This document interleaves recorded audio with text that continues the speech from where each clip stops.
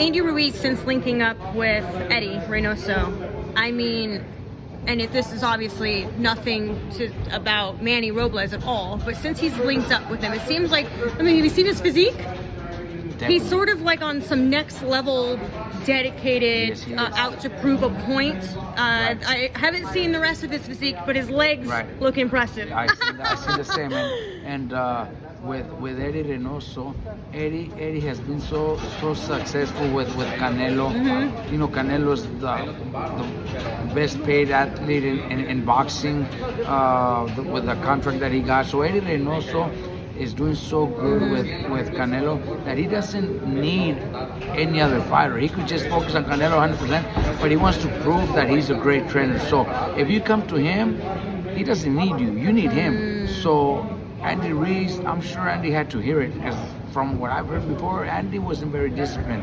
You know, Manny Robles, great trainer, great friend of mine, said it publicly that he just didn't listen, that he wouldn't listen, that he did whatever he wanted to do.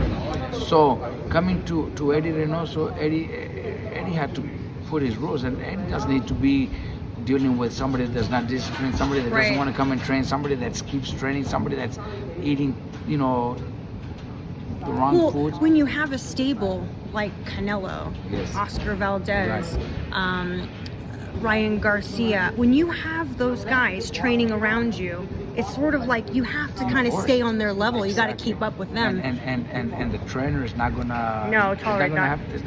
He doesn't have to deal with that. You know, as good as Andy did when he became champion, and he could become champion again.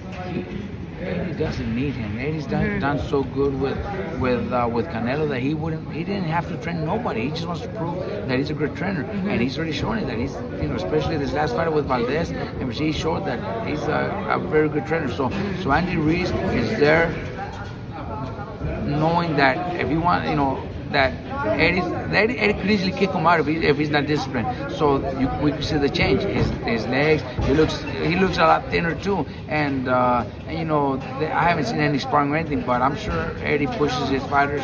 Right. You know, when it comes to sparring also. Last time I spoke to Eddie, he said he was about 20 pounds lighter, but obviously had added muscle, as you can obviously see.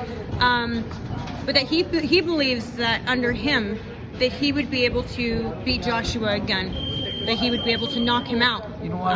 I think Joshua is very difficult for anybody.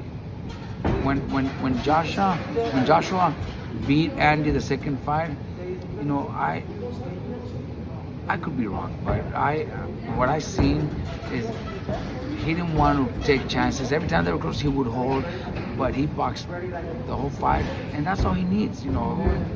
So it's going to be hard for Andy, even at the best shape of his life with Eddie Reynoso. It would be very difficult for Andy to beat Joshua, because Joshua's not going to stand and trade. The first fight, he was confident. It was a late replacement. He thought, I'll take care of this guy. Maybe he took it lightly, but that's why he came in the rematch and didn't take chances. Every time he didn't want to get hit. Every time they got close to each other, he would hold. You know, whatever he did to avoid getting hit, and box the whole fight. I think he'll do the same as many times as they were to fight. I think he'll win by decision.